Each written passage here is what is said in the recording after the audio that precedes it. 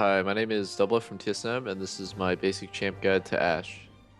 I think Ashe is pretty average in solo queue. She definitely has her ups and downs. As for her strengths, everyone knows what to do when you shoot an arrow. They just follow up on it. It's kind of one of those universal abilities that pulls your team together, kind of like a blitzcrank hook. And she does bring a sort of strong laning phase and easy to understand mid game where you're just looking to group and shoot arrows. So the fact that she's a lane bully kind of makes her a stronger solo camp than she should be. But as for her kit, outside of that, she isn't necessarily the best solo queue champ for a number of reasons. Number one, she's really easy to gank.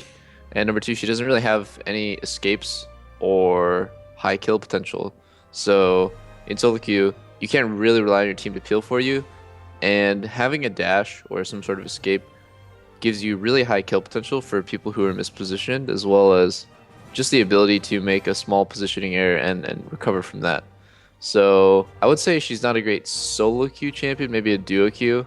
But if you're strong at Ashe and you're good at hitting your arrows, then she's still good. For landing phase, you want to always trade with your W up and play relatively passive with it down. Ashe is a sort of poking champion in lane with a surprisingly strong all-in. So what you want to do is push them in and poke them with your W and your long range. Just straight up push them into tower, looking for us, but be really wary of ganks. And this is why Hawkshot is actually so powerful, is because it allows you to see where the enemy jungle is by scouting his camps. So use that on cooldown to make sure that you're harassing safely. And after you've accumulated a big HP advantage, you can actually freeze the lane and look for the all-in.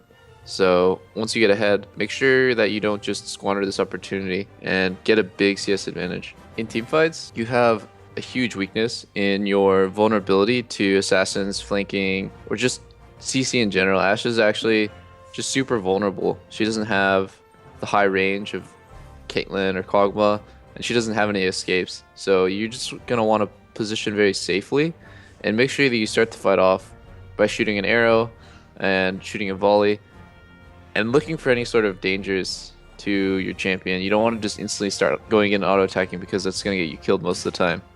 So just being very aware of all the dangers in the enemy team. And once you start doing damage with your Renounce build, you're going to actually find it very easy to chase down kills. So it's all about knowing when to start auto-attacking.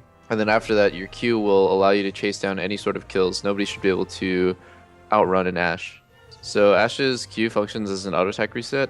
You can use this to your advantage in lane, especially because you have such slow attack speed early. You can just get your auto off and then proc your Q for the kind of like fast 2 auto combo. For runes, I run attack speed quints, AD reds, armor yellows, and MR blues. This is the standard page on AD carries. Okay, so for masteries, you're gonna run a standard 18-12-0, and usually before the patch you'd go Fervor of Battle, but now Warlord's Bloodlust is the go-to, especially on a champion as vulnerable as Ashe. And going 12 and accounting for dangerous game is just the normal AD carry path. Level 1, you should always go volley, so W. And at level 2, you can choose actually between E or Q. Depending on if you're scared of a jungle gank or you need more vision, then you can go Hawkshot or just Q for laning. Level 3, put another point in your volley. And then level 4, pick up the ability that you don't have yet. You always max W first, then Q, and then E. And I'm just putting points in your ulti whenever you can. Ashe's item build also changed with the Warlord's Bloodlust patch. So instead of going your typical Infinity Edge into Static Shiv or something like that, you're going to go Essence Reaver first, straight into Renounce Hurricane. The reason why Hurricane is so good is because they made her Q stacks fall off one at a time, so her Q has become more consistent. And because of that, the way Q interacts with Renounce during team fights is really strong, as well as having additional wave clear.